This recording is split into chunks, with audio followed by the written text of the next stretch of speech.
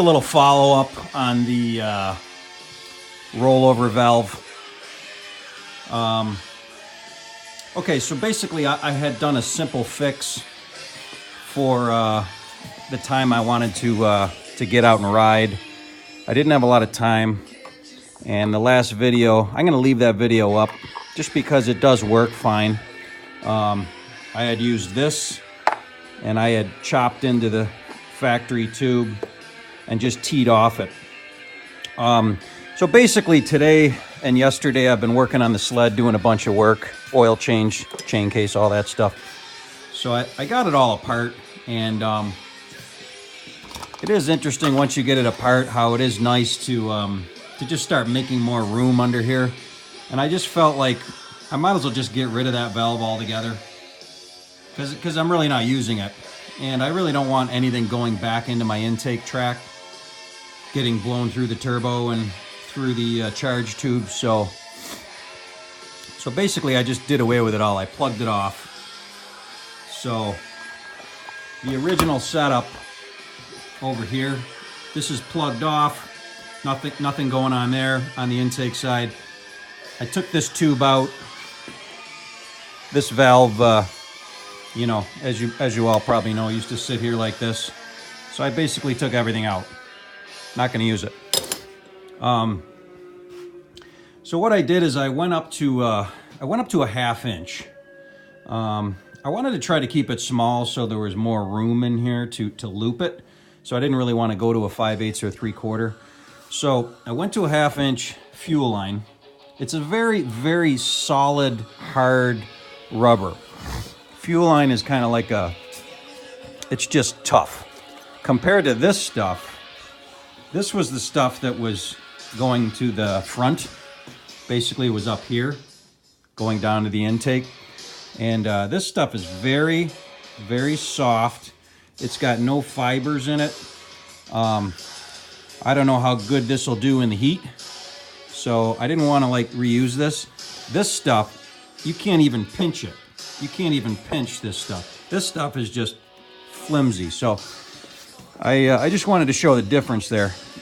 Anyways, so I went up to a 1/2 inch, and the reason I had to go to a 1/2 inch is because it wouldn't fit over the nipple here. And you can see how that, let me get a light on it. You can see how that's bulged out. Because you really need like 5/8 or 3/4 to get on there. So what I did is I went with 1/2 inch because I wanted it smaller. And I heated this end up a little bit with a heat gun. And that makes it kind of pliable. And then I was able to, I lubed it up a little bit, and I was able to slide it right on over the nipple, no problem. So I got it on there, put the factory clamp on there, and that's a solid connection.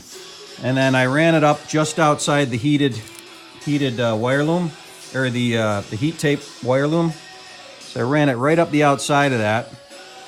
And I wanted to go higher because the higher I can go, the more volume this can hold in event of a rollover. So if you roll over, you got this much oil in this tank. So this is obviously going to want to come out. So the more volume you can have, the more hose you can have here, the more higher the loop, the more it'll hold before it wants to spill out. Now you got to be careful with that because you don't want to go and start looping it all around, because you do get vapors in here and they will probably freeze. So what I've done is I've just gone up and I've looped and come back, and this is all pitched. There's nothing that's like going to sit where water's going to sit in there. It's either going to go up or go down. So, and what I did is I just ran it right back down, obviously, as you can see, and I tucked it in here right next to the level tube, and I ran it right down here, and I zip tied it here a little bit, and then I zip tied it to the footwell, and then it just spills out right there.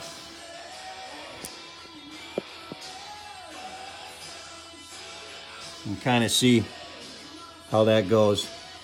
So I'm liking this setup for a more permanent setup. Like I said, the setup I had previous video just teed off here and went down, and that was fine. That worked fine, but it kept everything here intact. And I just felt like I might as well just remove all this stuff. So it's all gone. Don't need it.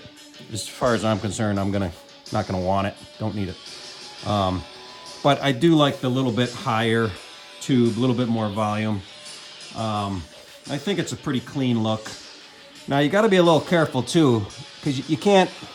I mean, you can't just like stick the loop anywhere, because you know the hood is very low here. So I did a little test with the main hood, which sits right here, and basically there's about an inch or two of room right above this fuel line here. So that's zip tied right to that fuel line, just above it, so it can't fall down here. It can't. This is solid. This can't move. It can't drop down onto this heat shield. But there's lots of room here between here and here. And like I said, this is really rigid stuff. This isn't like stuff that's going to just melt. This is made to be in a hot area. It actually it's called fuel line or heater hose.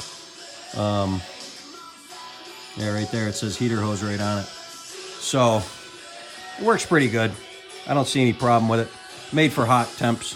Actually says 1/2 inch right on it.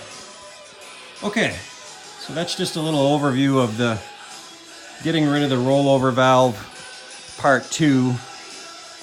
And I like this setup for a more permanent setup.